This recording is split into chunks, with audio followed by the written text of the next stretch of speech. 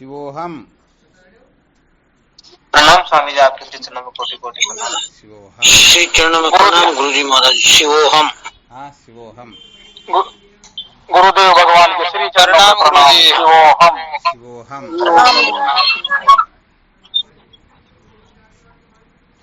शिवोहम गुरुदेव, आपके श्री चरणों में बारंबार प्रणाम, कोटि कोटि वंदन शिवोहम। आपके श्री चरणों।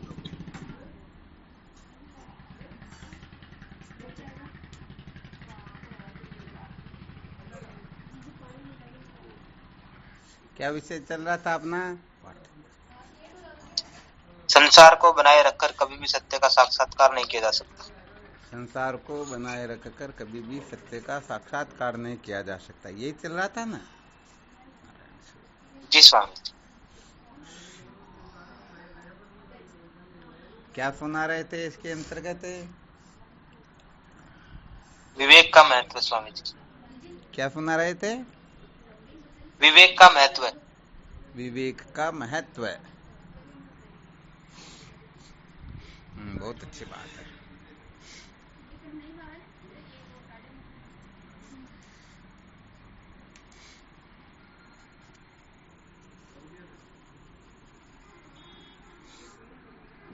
कल क्या सुनाया था विवेक के महत्व के अंतर्गत?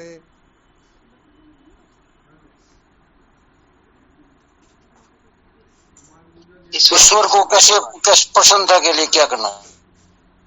ईश्वर की प्रसन्नता के लिए क्या करना है ना?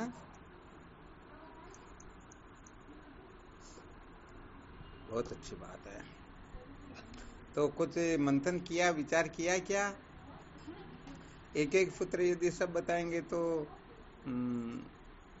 हो सकता है किसी का किसी न किसी रूप में कल्याण हो ही जाए, बात समझ में आ ही जाए।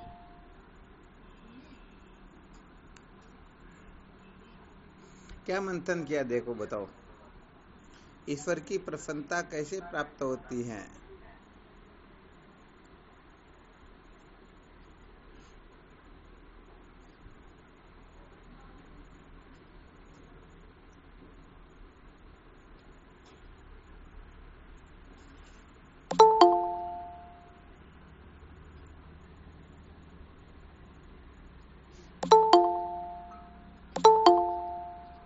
ईश्वर कौन है, ईश्वर क्या है, इसके स्वरूप के बारे में जानने के बारे में थोड़ा बहुत चिंतन किया।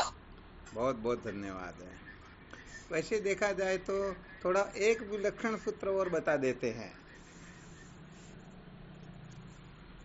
कहने का मतलब जो जैसा होता है ना, जी महाराज जी। वैसा न समझ करके अन्यथा समझ ले तो उनका अपमान होगा या क्या होगा? अपमान ही होगा। अरे भाई, जैसे तहसीलदार को चपरासी कह दे तो गड़बड़ हो जाएगी ना? बिल्कुल। तो यहाँ पर एक विलक्षण सूत्र ये निकलता है कि सचमुच में हम ईश्वर को जैसे ईश्वर है वैसा का वैसा समझ करके फिर ईश्वर की प्रसन्नता के लिए प्रयत्न करेंगे, निश्चित रूप से ईश्वर की प्रसन्नता प्राप्त कर सकेंगे। ये तो व्यवहार में देखने में आता ना। समझो कोई तहसीलदार है, उनको कलेक्टर कह दे तो वो और ज्यादा प्रसन्न हो जाएंगे, परंतु कलेक्टर को यदि कोई तहसीलदार कह दे या चपरासी कह दे तो गड़बड़ हो जाती है ना। बिल्कुल स्वामी। तो समझो प्रसन्न करना चाहते हैं ईश्वर को, और हम ईश्वर को अपने जैसा ही समझ लेते हैं। इसीलिए तो जब धर्मशास्त्रों का अध्ययन किया जाता है तब ईश्वर के स्वरूप के बारे में ईश्वर को दीनानाथ बताया जाता है, अदम उदाहरण बताया जाता है, पतित पावन बताया जाता है। और जब हम ईश्वर को इस प्रकार से समझेंगे, काम होगा या नहीं होगा? बिल्कुल होगा। हाँ, बिल्कुल होगा, ये बिल्कुल सत्य बात है। तो ईश्वर के बारे में अपनी बहुत सारी नासमझियां होती हैं। तो यदि वह नासमझी हम कर रहे हैं तो सचमुच में ईश्वर कभी भी प्रसन्न होने वाले है ही नहीं। बनवारी जी, आवाज आ रही क्या? या वहां आ जाए क्या? अरे आपको भी आ रही है? चलो भाई, बहुत अच्छी बात है।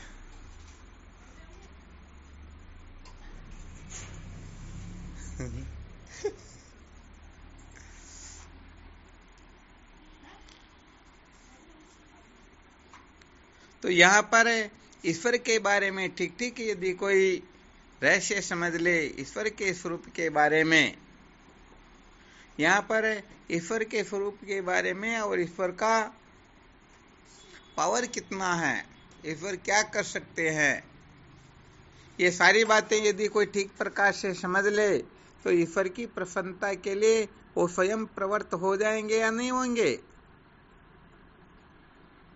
होंगे महाराज। हाँ बिल्कुल, क्योंकि यह स्वाभाविक होता है। गरीब जो होता है वो अमीर की ओर स्वतः ही प्रवृत्त होना चाहता है, और अमीर जो है अपने से अधिक अमीर की ओर प्रवृत्त होना चाहता है। अर्थात श्रेष्ठ की ओर प्रत्येक प्राणी प्रवृत्त होता है। अब यदि हम ईश्वर को श्रेष्ठ समझें तब तो ईश्वर की ओर प्रवृत्ति हो जाएगी, और यदि श्रेष्ठ न समझे तो ईश्वर की ओर प्रवृत्ति होगी नहीं हमारी। हाँ बिल्कुल, प्रवृत्ति होगी ही नहीं। तो यहाँ पर ईश्वर को कैसे समझेंगे, बता सकते हो क्या? अपने से श्रेष्ठ ही समझेंगे फिर तो। हाँ, तो भी थोड़ा नमूना बताओ न देखे।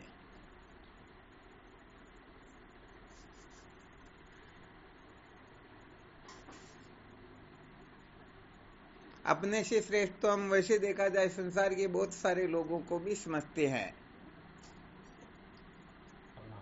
हाँ बिल्कुल, बोलो। ईश्वर को ऐसे समझेंगे हम, 3 लोग 14 भवन का वो मालिक है। 3 लोग 14 भवन का मालिक है। बहुत अच्छी बात है। सब जीवों का वो पालक है। तो उसको उसके समान और कोई नहीं है, वो सब से बड़ा वो परमात्मा है, वो ईश्वर है। अच्छा, उस ईश्वर की शरण में जाने के लिए हम पहले तो उसको मानते ही हैं कि वो सबसे बड़ा है। ठीक बात है। जीव मात्र को वो रक्षा करता है, पालता है, सब कुछ करता है, तो हमारी वो रक्षा करता है। इसलिए हम निर्भय होकर के आंख मीच करके उसको समझेंगे ईश्वर सबसे श्रेष्ठ है। अब वो हमारे ऊपर प्रसन्न कैसे होंगे, वो ईश्वर, उस ईश्वर का जो विधान है उस विधान के अनुसार हम चलेंगे तो ईश्वर हमारे ऊपर प्रसन्न होंगे, और उनसे विपरीत चलेंगे तो वो प्रसन्न नहीं होंगे। बहुत बहुत धन्यवाद, बहुत अच्छा सूत्र बताया। अर्थात सहजानंद जी महाराज कह रहे हैं कि हम ईश्वर को सबसे श्रेष्ठ समझ करके फिर ईश्वर के संविधान के अनुसार हम चलना चाहेंगे, तभी ईश्वर प्रसन्न होंगे। अच्छा, यहाँ थोड़ा विचार करके देखो, हम ईश्वर को सबसे श्रेष्ठ समझ ले और उसके साथ में हम अपने को भी श्रेष्ठ समझें, तो फिर ईश्वर की प्रसन्नता हो सकती है या नहीं हो सकती है? फिर तो नहीं होगी, क्योंकि तुम खुद स्वयं श्रेष्ठ हो तो कर लो। बहुत बहुत अच्छी बात है। यदि खुद श्रेष्ठ हो तो तुम्हारी रक्षा तुम करो सब। बिल्कुल सत्य, बहुत अच्छी बात है। तो यहाँ पर कुल मिलाकर के शरणागत होना होता है। क्या होना होता है? शरणागत होता है। तो पूर्ण रूप से शरणागत हो जाता है। शरणागत होने का मतलब क्या है? मन से, वाणी से, शरीर से किसी भी प्रकार की अक्ल शरीर न लगाए। वो सोचता है कि मैं वाणी के द्वारा या शरीर के द्वारा या मन के द्वारा ऐसा कोई रास्ता निकाल लूंगा जिससे मल विक्षेप दोषों की निवृत्ति हो जाएगी, तत्व जिज्ञासा जागृत हो जाएगी, हम अज्ञान के बंधन से छूट जाएंगे। तो ये उनकी कोरी कल्पना मात्र होती है। समझ में आ रहा है ना? जी महाराज जी। अच्छा, कैसे समझ में आया बताओ? मन से, वाणी से, शरीर से यदि हम कुछ करके कृतार्थ होते, कृतार्थ नहीं हुए ना भाई, तो इसका निर्णय कैसे करें कि मन, वाणी, शरीर की कल्पना से हम कृतार्थ नहीं हो सकते हैं? क्योंकि ये तो प्रमाण है हमारे सामने। क्या प्रमाण है? होते तो आज तक हो जाना चाहिए। हाँ, ये बात है। आज दिन तक यदि हम इनसे कृतार्थ होते तो मन, वाणी, शरीर की कल्पनाओं से तो हम कभी के कृतार्थ हो गए होते। तो इससे यही सिद्ध हुआ कि सचमुच में हम कृतार्थ हो नहीं सके।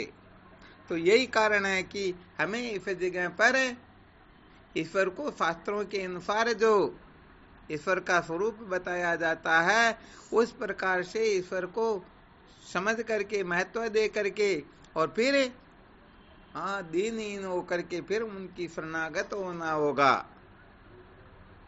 किसी भी प्रकार की अक्ल होशियारी लगाएंगे तो सचमुच में ईश्वर की कृपा से वंचित ही होना पड़ेगा। ईश्वर कृपा उनके पर सचमुच में हो सकती ही नहीं।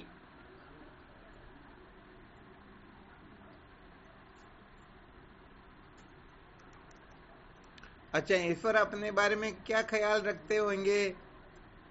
जैसे कल संकेत किया था, हम अपने शरीर को मैं नहीं समझते हैं, मेरा नहीं समझते हैं।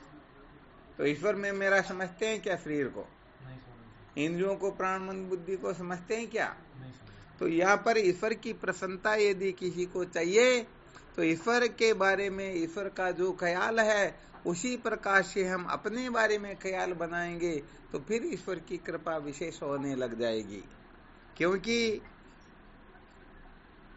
अनात्म पदार्थों में अभिनिवेश करके, अमता ममता करके, तादात्म्यपन करके हम अविद्या की ग्रंथि का छेदन भेदन नहीं कर सकते हैं। इसलिए क्योंकि ईश्वर की जो प्रसन्नता है ना, तीन रूपों में तीन प्रकार से बताई गई है। ईश्वर की प्रसन्नता ईश्वर के रूप में, संतों के रूप में और गुरुदेव के रूप में। तो वही ईश्वर संत के रूप में और वही गुरुदेव के रूप में होते हैं, वहां कोई दूसरा तीसरा नहीं होते। ये ध्यान रखना अपने को। ये लगा दो। तो जब ईश्वर हमारे ऊपर प्रसन्न होते हैं कुछ अंशों में तो अंतःकरण शुद्ध कर देते हैं, थोड़ा विशेष प्रसन्न होते हैं तो तत्व की जिज्ञासा जागृत करवा देते हैं, संतों का सानिध्य प्राप्त हो जाता है। और जब पूर्ण रूप से प्रसन्न हो जाते हैं तो विद्या की ग्रंथि को छिन्न भिन्न कर देते हैं। अरे भाई, ज्ञान के रूप में भी तो वही प्रकट होते हैं ना, परमात्मा के सिवाय और कोई दूसरा है क्या? तो कुल मिलाकर के यहाँ पर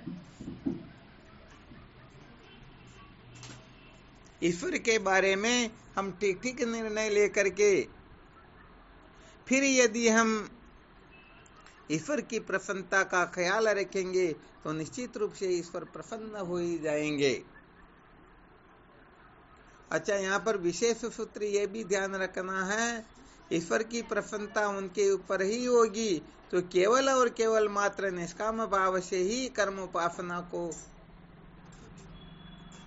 ध्यान रखना अच्छी तरह से।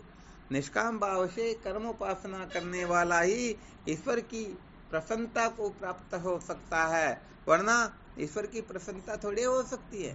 जो सकाम भावना से कर्म करते हैं उनको तो उनकी मजदूरी मिल जाती है। तो यहाँ पर वैसे देखा जाए तो ईश्वर की जो प्रसन्नता होती है इसके मूल में कुल मिला करके हम जो कुछ भी करते हैं उन समस्त कर्मों का फल जब ईश्वर को समर्पित कर देते हैं तो उसके बदले में वह हमारे अंतःकरण को शुद्ध कर देते हैं। ध्यान रखना, वरना ऐसे वैसे प्रसन्न होने वाले उनको क्या गर्ज पड़ी? बैंक में हम जो जमा कराते हैं तो वापस लो, वही तो लेते हैं, वरना मैनेजर साहब कुछ कम ज्यादा कर देंगे क्या? नहीं करते हैं ना। तो ईश्वर सचमुच में जो निष्काम भाव से कर्म करके, क्या करके? निष्काम भाव से कर्म करते हुए, यहाँ पर निष्काम भाव का अर्थ होता, ध्यान रखना, एक तो निष्काम भाव से कर्म करना और एक निष्काम कर्म, इसमें रात दिन का अंतर होता है। निष्काम कर्म केवल और केवल मात्र ब्रह्मवेता महात्माओं के कर्म ही निष्काम होते हैं। ब्रह्मवेता महात्मा के सिवाय इस संसार में ऐसा कोई है नहीं जो कर्म करे और फल से मुक्त हो जाए। आ गया समझ में? तो यहाँ पर निष्काम कर्म नहीं कहा जा रहा है, बल्कि कहा जा रहा है निष्काम भाव से कर्म करना। ये बहुत अधिक ध्यान रखना होता है, वरना बेचारा वो क्या निष्काम कर्म करेगा, अभी तो वो समझता ही नहीं है। तो यहाँ पर निष्काम भाव से कर्म करना होता है, निष्काम भाव से कर्म करना साधन हो जाता है। ये निष्काम कर्म तो फल होता है। ये तभी हो सकता है जब अविद्या की ग्रंथि छिन्न भिन्न हो जाती हैं, सचमुच में सत्य का साक्षात्कार हो जाता है, जिनकी दृष्टि में द्वैत के चिंता भाव का निश्चय हो गया, जिनको आत्मा व ब्रह्म के एकत्व का बोध हो गया, अथवा मूल सहित विद्या वशीभूत हो गई, उन महापुरुषों के द्वारा किए हुए कर्म ही निष्कर्म हो सकते हैं। तो शायद यहाँ किसी को संशय नहीं रहा होगा कि हम जो कुछ भी कर्म करते हैं उस कर्म का जो भी फल प्राप्त हो वह फल जो ईश्वर को समर्पित कर देता है उनके ऊपर ही ईश्वर कृपा करते हैं और उनके अंतःकरण के मल विक्षेप दोषों का ही नाश होता है। ये थोड़ा विशेष है।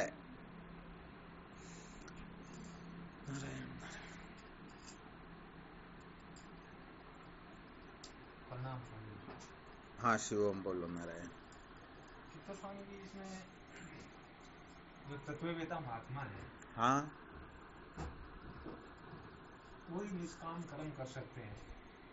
कर सकते से बताते ही नहीं, उनके द्वारा जो भी होता वो सब निष्काम ही होता। उनके द्वारा ही निष्काम कर्म होता है, बाकी निष्काम कर्म नहीं कर सकते। निष्काम का अर्थ होता है जो ऐसी स्थिति जो कर्म तो करे परंतु कर्म का फल हाँ वो जलकर भस्म हो जाता है। जैसे अग्नि के अंतर्गत जो कुछ भी डाला जाता है वो सारा का सारा भस्म हो जाता है, परंतु वो केवल आकारित रहती होती है। ऐसा स्वामी जी फिर उन महापुरुषों में और ईश्वर में अंतर क्या है?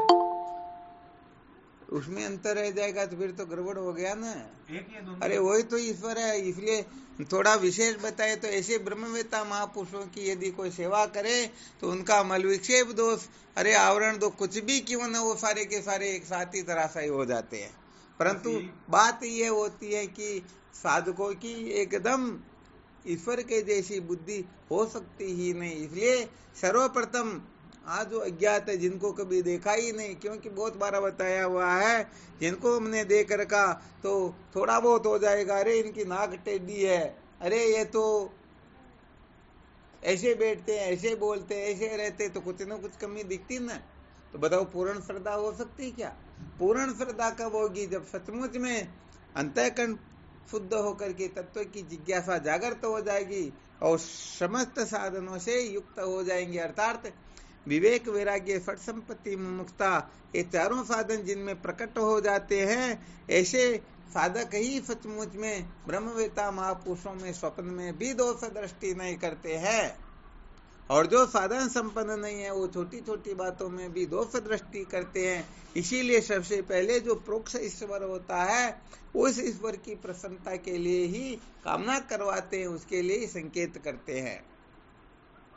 तो यहाँ पर कहने का मतलब है ईश्वर को पूर्ण रूप से महत्व देकर जब अंतःकरण की शुद्धि के लिए प्रवृत्त होता है तो वो जितने अंशों में ईश्वर को महत्व देगा उतने अंशों में उनका अंतःकरण शुद्ध हो जाएगा। और उसके पश्चात फिर संतों का संग होता है। क्या होता है मोहनानंद जी?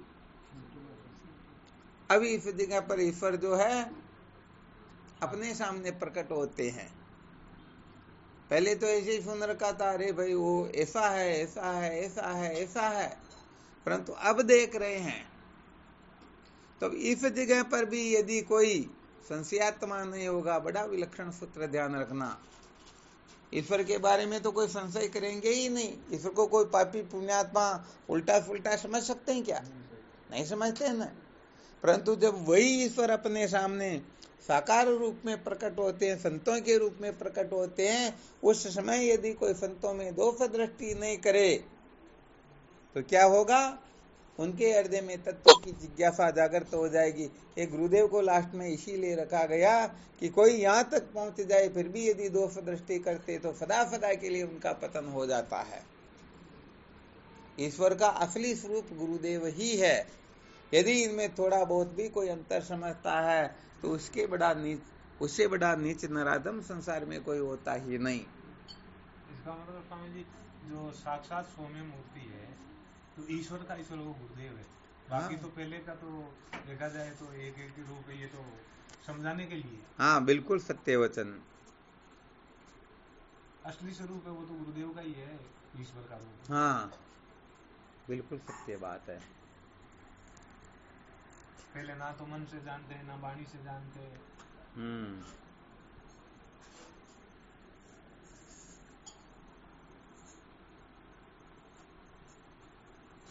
तो ये क्या होता है कि क्रम से होता है, एकदम ऐसी निष्ठा नहीं बन पाती है। क्यों नहीं बन पाती है? क्योंकि पहले अंतःकरण में 3 प्रकार के दोष भरे होते हैं और जब ईश्वर की प्रसन्नता होती है, अंतःकरण शुद्ध होता है, तो कुछ दोषों का निराकरण होता है। और जब कुछ दोषों का निराकरण होता है तो फिर उनको संत प्रिय लगने लगते हैं, क्योंकि जब ईश्वर का ये वक्तव्य कथन है कि संत साक्षात मेरा ही स्वरूप है, तो ये बात कब समझ में आती? जब अंतःकरण से विक्षेप दोषों का निराकरण हो, दोषों की निवृत्ति हो। अपने में अनेक प्रकार के जो अभिमान होते हैं ना, अनात्म पद प्रतिष्ठा के, अनात्म पदार्थों के, ये अभिमान जब तक शिथिल नहीं होते हैं, निवृत्त नहीं होते हैं, कम नहीं होते हैं, तब तक संत महापुरुषों के प्रति प्रवृत्ति ही नहीं होती है, श्रद्धा ही नहीं होती है। उनकी जो विलक्षण जो उनमें पावर होता है ना, विलक्षण शक्ति होती, विलक्षण जो बोध होता है, ज्ञान होता है, उस ज्ञान को हम महत्व नहीं दे पाते हैं। यदि उनको दे देंगे तो संतों को तो निश्चित रूप से देंगे ना। तो भाई यहाँ पर तो ईश्वर के प्रति दोष दृष्टि से मुक्त हो जाता है, ईश्वर की कृपा प्राप्त कर लेता है। ईश्वर में दोष दृष्टि दे कि मेरे में और उनमें क्या अंतर है, वो श्रेष्ठ तो मैं श्रेष्ठ नहीं हूं क्या, ऐसा यदि कर ले तो फिर उनका अंतःकरण शुद्ध नहीं होता। और अंतःकरण शुद्ध होने के पश्चात फिर ईश्वर का थोड़ा विशेष रूप प्रकट होता है, ठीक है ना। वो संत महापुरुषों के प्रति कोई दोष दृष्टि न करके केवल और केवल मात्र उनके बताए कथनानुसार अपने जीवन को बनाने की कोई चेष्टा करता है, तो उनके ऊपर ईश्वर की फिर विशेष कृपा होती है। और उस विशेष कृपा से ही फिर तत्व की जिज्ञासा जागृत होती है। अब देखो होता क्या, जैसे आप करडाला से निकल करके यहाँ जयपुर बनवारी जी के यहाँ आ गए, तो जब करडाला से निकल रहे थे 1-2 किलोमीटर निकले, तब तो हो सकता था कि जैसे जाए तो वापस भी चले जाए, परंतु बीच में आ गए तो देखते रहे इतना तो आ गए, अब वापस चलेंगे, इतने में तो अपने मंजिल पर पहुंच जाएंगे ना, इसलिए अपने को वापस नहीं लौटना। फिर भी कोई सूरवीर होते, देखते रहे क्या करना अपने को, तो अपने घर ही मस्ती करेंगे तो लौट जाते हैं।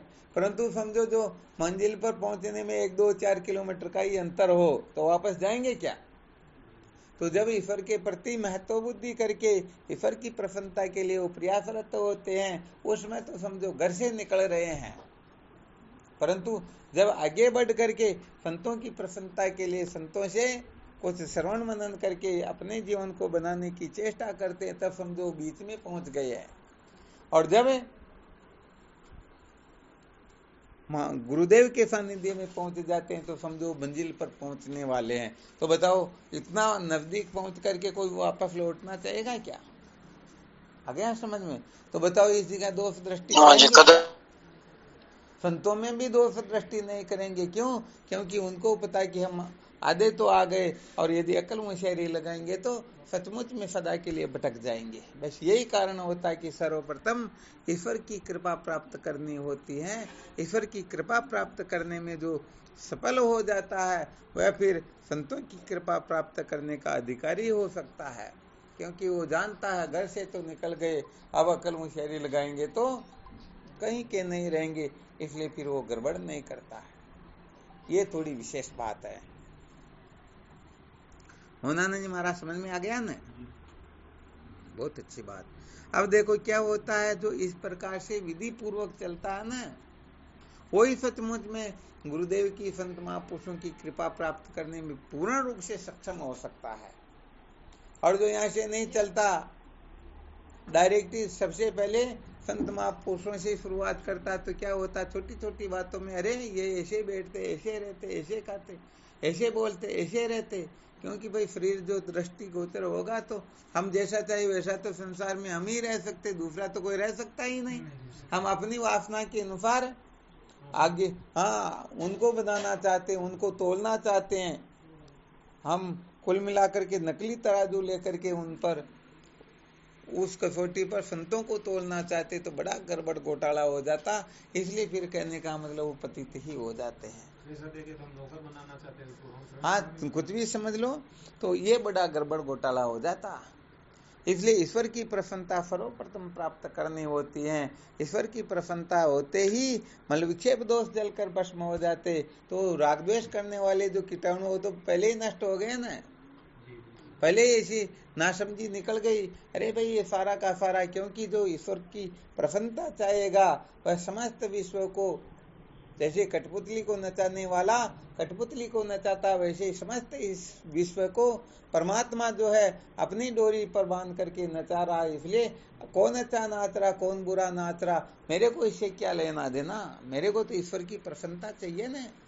हम ईश्वर को प्रसन्न करना चाहते, ईश्वर को आदेश उपदेश करे, नहीं तुम अभी गलती करे, ये कैसे हो रहा, वो कैसे हो रहा, ऐसा नहीं होना चाहिए, वैसा होना चाहिए, तो इसका मतलब ईश्वर से ज्यादा ज्ञानी हो। अब ईश्वर से ज्यादा ज्ञानी हो तो ईश्वर कृपा किस बात के लिए करेगा। इसलिए जो अंतर्मुख होता है, जो संसार की ओर देखता है, कभी भी ईश्वर की प्रसन्नता प्राप्त नहीं कर सकता है। ईश्वर की प्रसन्नता के लिए तो पूर्ण रूप से ईश्वर को ही महत्व देना होता है। इसलिए इस संसार में क्या हो रहा क्या नहीं हो रहा, इनका फिर उनको कोई लेना देना नहीं होता, कोई मतलब होता ही नहीं। दया दुर्बल ऊपर होती है, दुर्बल होता है, विनती करता है, उसी के ऊपर दया होती है। हाँ बिल्कुल सत्य बात है।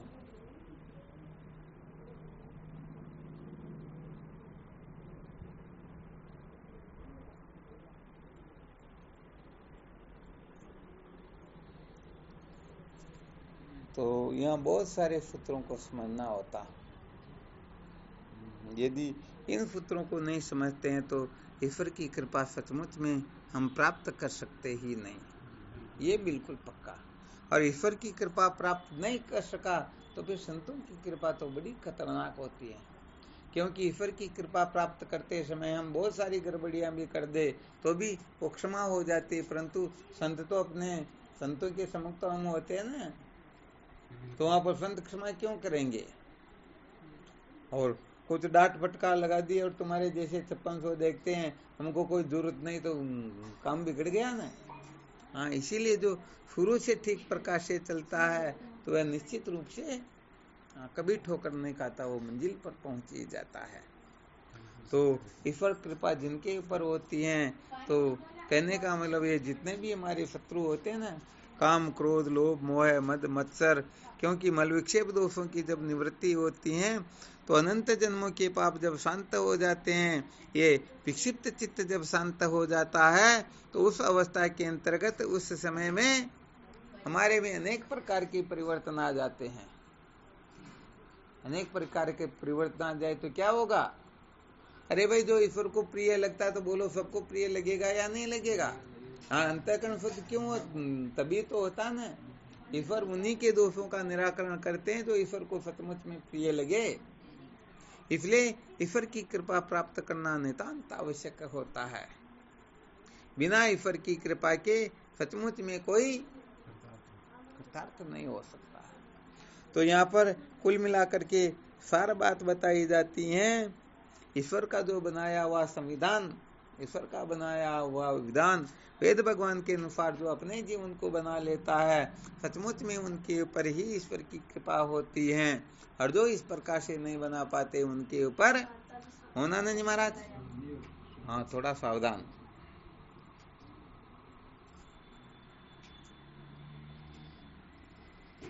महाराज सावधान कहीं कर रहे हो, कहीं बात ही।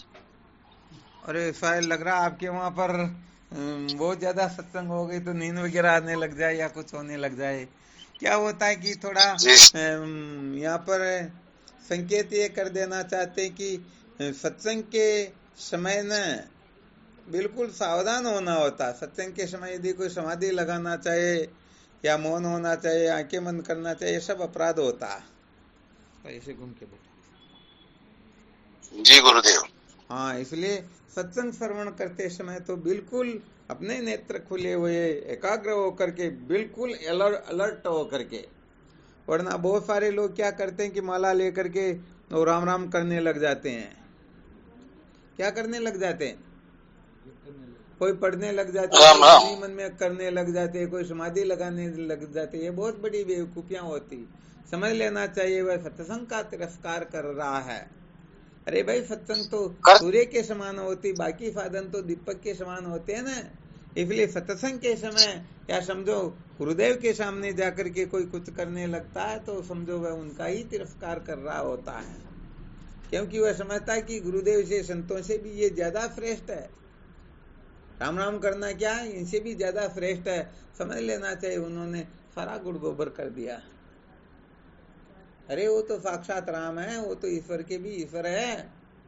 इसलिए सत्संग के समय साधकों को बड़ी अलर्टता से, बड़ी सावधानी से सावधान होकर के फिर ही सत्संग का श्रवण करना होता है, फिर ही समझना होता है, तब जाकर के बात कुछ और होती है। विवेक नए जागृत होने का कारण यही है। हाँ, तो यही तो होता है। तो भाई ईश्वर तो माफ कर देते हैं, थोड़ा बहुत गड़बड़ घोटाला हो, संत नहीं करते, वो तो आधों हाथ गड़बड़ निकाल देते, भाई ऐसा क्यों करते हो। हाँ, इसीलिए तो यहाँ पर जो टिक जाए, ईश्वर की कृपा प्राप्त करने के लिए जो टिक जाए, वही संतों की कृपा प्राप्त करने के लिए एग्जाम में बैठ सकते हैं। और जो संतों की कृपा को पूर्ण रूप से पचा लेते हैं, फिर वही सचमुच में गुरुदेव की कृपा प्राप्त करने का मुख्य रूप से अधिकारी होता है। और वह कृपा प्राप्त करने में यदि कोई पूर्ण रूप से सक्षम हो जाए तो ये विद्या मूल सहित भस्म हो जाती हैं, फिर अविद्या नाम की कोई वस्तु शेष रहती ही नहीं। ये विशेष बात है। अब यदि बोलो गुरुदेव की कृपा प्राप्त करने के लिए कह दिया जाए तो वो तो 1-2 दिन में 9-2-11 हो जाएंगे। अरे हमारा तो यहाँ अपमान हो गया, तिरस्कार हो गया, खाने पीने को नहीं दिया, ऐसा वैसा कह दिया, हमको ऐसे वैसे हैं क्या। आ गया समझ में। तो कुल मिलाकर के मंजिल पर पहुंचते पहुंचते सोचेंगे कि दादागिरी नहीं लगाना, वरना है ही पहुंच जाएंगे। हाँ बोलो। महाराज जी कुछ हमने देखा है, ये संत महात्मा तो सामने बैठे हैं, वो पेटी से कुछ गा रहे हैं, भजन कर रहे हैं, और चेले जी उनके सामने वाली पंक्ति में ही बैठे हैं, वहां के मुंडे राम राम राम राम जबरदस्त कर रहे हैं, तो महाराज तो उनको टोकाटक भी कर भी नहीं रहे। हाँ, तो वो संत भी वैसे ही होते हैं। यहाँ संत का अर्थ जो सत्य से एक हो चुके हैं, जिनको सचमुच में तत्व साक्षात्कार हो गया, जो विद्या के बंधन से मुक्त हो गए, वही सचमुच में संत होते हैं। बाकी तो संत के नाम पर तो संसार में कोई गिनती ही नहीं है। हाँ, बहुत सारे संत जिनकी बाढ़ आई हुई है, परंतु ये तो कहने का मतलब कोई कोई होते हैं। कच्चिन माम वेति तत्वतः। तो यहाँ पर यह भी बड़ा गड़बड़ घोटाला हो जाता, और ये भी गड़बड़ घोटाला इसलिए होता जो ईश्वर की कृपा प्राप्त नहीं कर सकता है, उसके पास में ऐसा थर्मामीटर प्राप्त ही नहीं होता कि वह संतों की पहचान कर सके। तो ये वास्तव में संत ही नहीं, जिनको संत मानकर बैठे ना, समझ लेना चाहिए अभी तक उन्होंने विधि पूर्वक साधन भजन नहीं किया, ईश्वर की कृपा प्राप्त नहीं की, अभी तक उनके मल विक्षेप दोष निवृत्त नहीं हुए। इसलिए वो मान लेते हैं कि हमने ऐसा वैसा कर लिया, परंतु सचमुच में बड़ा गड़बड़ घोटाला होता है। इसलिए विद्या के बंधन से छूटना जो अपने जीवन का लक्ष्य बना लेता है, तो वास्तव में वही कृतार्थ होता है, वही समझ पाता है। तो जो अपन है वैसे के वैसे सामने वाले, तो क्या होगा फिर, बात थोड़ी बनेगी, कभी भी बनने वाली है ही नहीं। इसलिए यहाँ पर तो अपने को सचमुच में बहुत अधिक सावधान होना होता है, तब जाकर के बात कुछ और होती है।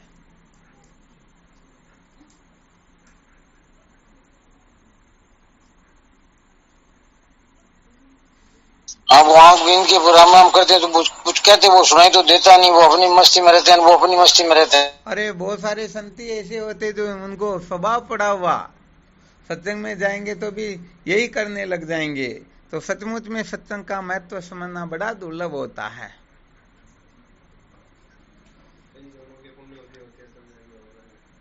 अनंत जन्म के पुण्य जब उदित होत एक संग, मन की मलिनता मिटत है, पावत है सत्संग।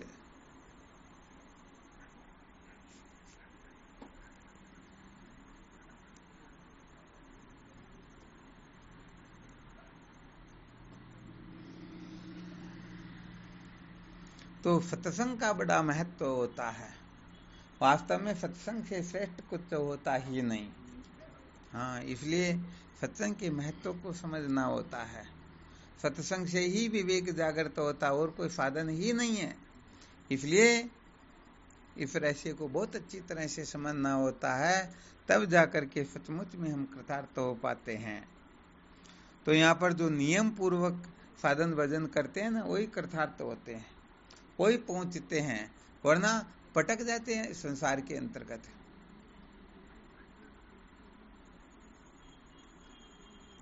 अच्छा, और किसी ने कोई विचार किया हुआ हो ईश्वर की प्रसन्नता के लिए क्या करना चाहिए, तो वह भी अपना थोड़ा अनुभव प्रकट कर सकते हैं।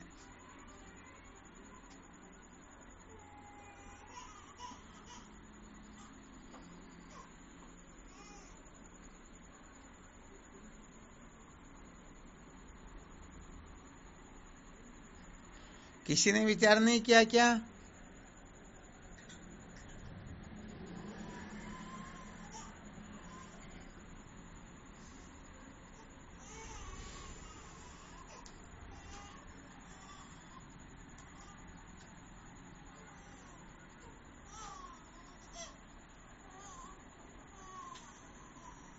क्या बात हुई, आवाज ही नहीं आई? आवाज तो अच्छा, महाराज काहे पूछ रहे हो? कहने का मतलब ईश्वर प्रसन्न कैसे होते, इसका किसी ने विचार किया हो तो?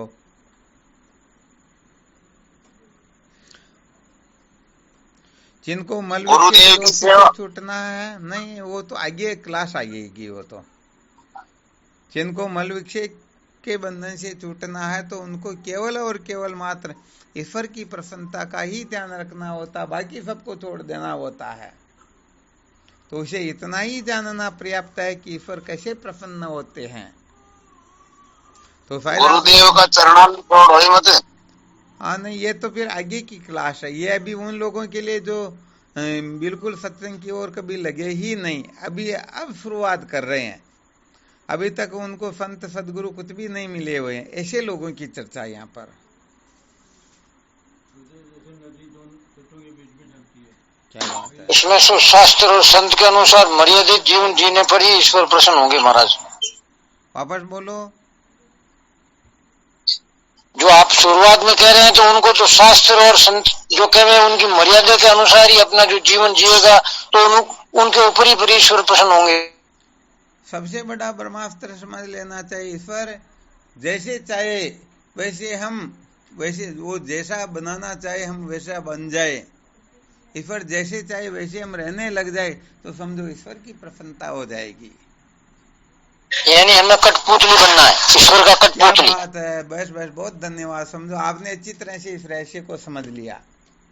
जो कठपुतली बन जाते हैं, तो समझो ईश्वर सचमुच में उनके ऊपर प्रसन्न हो जाते हैं। बहुत बहुत धन्यवाद। इसको तो समस्त साधकों को अच्छी तरह से हृदयंगम कर लेना चाहिए। गुरु जी कठपुतली जीवी को नवे। हाँ, नहीं होता बस, इसीलिए तो अपने को ये सारी अकल होशियारियों का त्याग करना पड़ता। मैं कुछ हूँ, यही तो अभिमान होता, और यही तो ईश्वर की प्रसन्नता में सबसे बड़ी बाधा होती है। जैसे बालक अपनी माँ की तरफ, बालक अपनी माँ की तरफ है, बिल्कुल समर्पित है, बस वही है। हाँ बिल्कुल, बालवत चेष्टा हो जाए। जैसे बालक होता है ना, वैसा यदि कोई साधक बन जाए, तो इनके ऊपर ईश्वर कृपा कर देंगे। क्योंकि माँ को देखना पड़ता कि कहीं अग्नि में हाथ न डाल दे, कहीं सर्प को पकड़ न ले, कहीं ऐसा वैसा न कर दे, तो माँ उनके पीछे पीछे चलती। अब तो हम बच्चा बनेंगे तो ईश्वर अपने पीछे पीछे चलेंगे, और अक्ल होशियारी लगाएंगे तो ईश्वर देखेंगे, तो तुम आवे पाउंडा 8 तो मैं हूँ पाउंडा 60, और तुम करोड़ों का 8 तो मैं भी लो की लाट है। अटा कमजोर थोड़ी है की। चलो, बहुत बहुत धन्यवाद। महाराज, जिंदगी की डोर सूप हाथ दीनानाथ के, मेल में रखे चाहे झूंपड़ी में वास दे। क्या बात है, बिल्कुल बिल्कुल सत्य बात। अपने को तो ईश्वर के द्वारा जो निर्देश दिया गया, उस प्रकार से सतत कर्तव्य कर्म करना रहता होता है, जिसके अंतर्गत किसी प्रकार का महत्व ममत्व न हो, किसी भी प्रकार से अपनी अक्ल होशियारी न लगाए। बस यही विशेष सूत्र होता है। चलो मोहनानंद जी महाराज, अब आप बोलो, क्या बता रहे थे? नदी दो छोटू के बीच में जाती है, वही लक्ष्य में पहुंचती है। उसी प्रकार अगर क्या बात है, मर्यादा में रह के चलेंगे तभी ईश्वर प्रसन्न होगा। देखो मोहनानंद जी महाराज कह रहे, जैसे नदी दो किनारों के बीच में चलती है, दो पुत्रियां बड़े विलक्षण निकल रहे, ध्यान रखना। एक तो नदी दो किनारों के बीच में रहे और एक जो सतत चलती रहे। दो किनारों के बीच में रहे और चले नहीं तो समुद्र में पहुंचेगी क्या? और चलती तो है परंतु दो किनारों का त्याग कर दे तो भी समुद्र में नहीं पहुंचती हैं। तो बस ऐसे ही हाँ, ईश्वर के द्वारा मर्यादित ढंग से हम चलते रहेंगे, निश्चित रूप से अंतःकरण की शुद्धि अर्थात ईश्वर की प्रसन्नता को प्राप्त करने में पूर्ण रूप से हम सफल हो ही जाएंगे, इसमें संशय नहीं करना चाहिए। बहुत बहुत धन्यवाद, बहुत अच्छा। और भी कोई साधक है?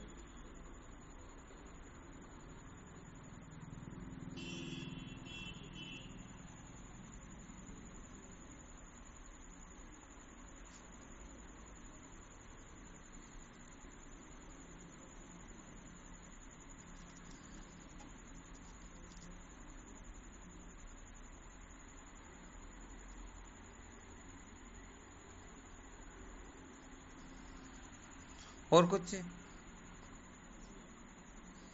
अभी बताओ। हाँ,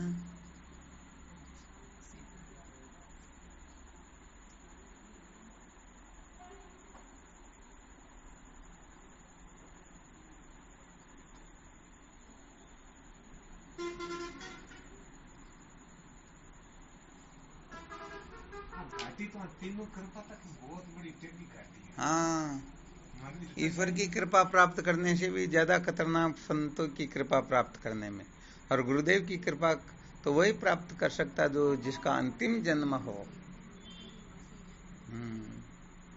वरना ईश्वर की कृपा तो संसार में समस्त प्राणी कुछ न कुछ अंशों में प्राप्त करते ही करते हैं। और ईश्वर की कृपा हुई तभी तो मानव देह प्राप्त हुआ। तो मानव मात्र पर ईश्वर की कृपा है, परंतु ईश्वर की कृपा प्राप्त कर लेने मात्र से संतों की कृपा हो जाए ये संभव नहीं है। हाँ, उसके लिए तो फिर और पुरुषार्थ करना होता है।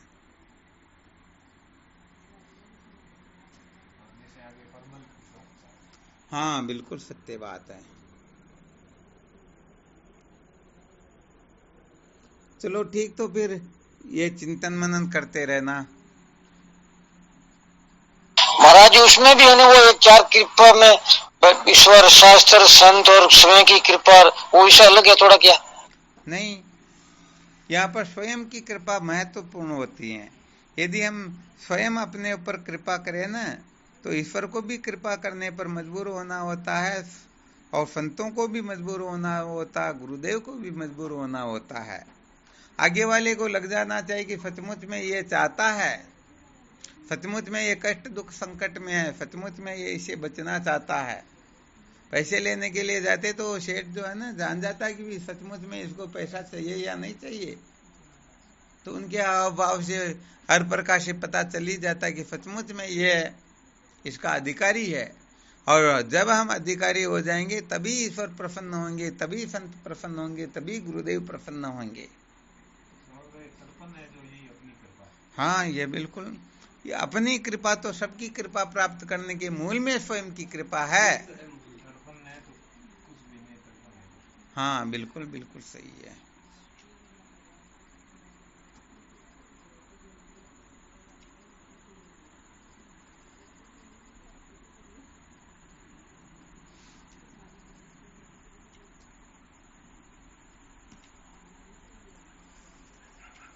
और कोई संशय हो तो देख लो।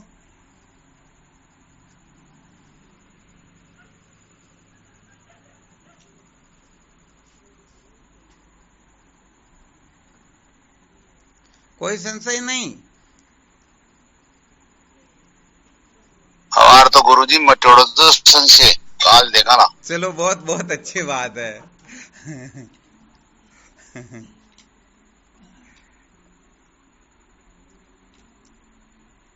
वहाँ चलो ठीक, फिर करो साधन भजन, है ना। शिवोहम शिवोहम श्री गुरुचरणों में साष्टांग प्रणाम। शिवोहम प्रणाम गुरुदेव को श्री चरणा में। शिवोहम शिवोहम प्रणाम गुरु जी को प्रणाम। हाँ, शिवोहम श्री सतगुरुदेव स्वामी जी के चरणों में कोटि कोटि प्रणाम। शिवोहम गुरुदेव। शिवोहम गुरुदेव भगवान के श्री चरणों में प्रणाम। शिवोहम। शिवोहम। प्रणाम गुरुदेव। शिवोहम।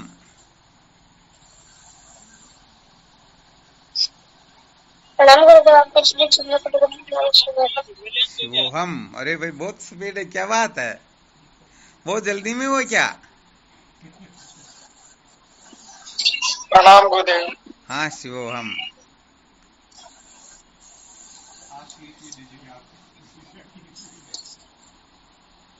गुरुदेव भगवान के चरणों में साष्टांग दंडवत प्रणाम। शिवोहम। शिवोहम। प्रणाम स्वामी जी, आपके श्री चरणों में कोटि कोटि प्रणाम। हाँ शिवोहम। प्रणाम गुरुदेव, आपके श्री चरणों में। शिवोहम।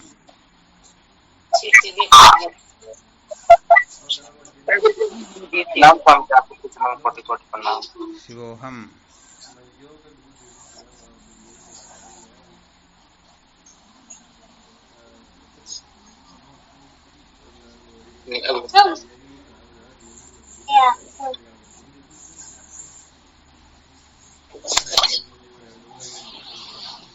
चलो ठीक। शिवोहम। प्रणाम स्वामी जी, आपके श्री चरणों में कोटि कोटि प्रणाम। शिवोहम। ठीक।